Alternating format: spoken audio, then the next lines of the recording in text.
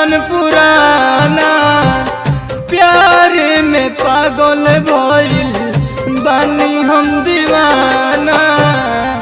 टूटा हो दिल तो दुख होता है, टूटा हो दिल तो दुख होता है, करके मोहब्बत किसी से दिल रोता है, करके मोहब्बत किसी से दिल रोता है। नहीं जियाल जिंदगी आई जाई, खोजी कहीं मिले ना दवाई हो।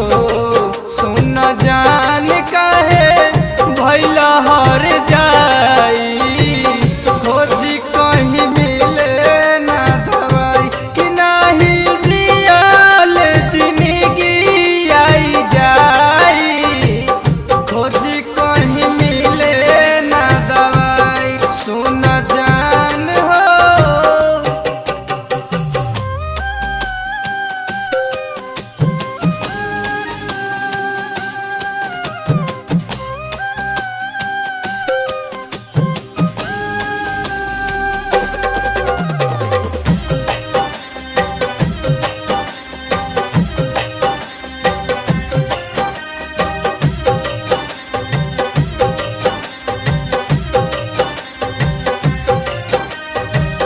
कहे बिट्टू राज अमन प्यारे हमें धोखा, जियल न जाला जिंदगी बावे ई बेवफा।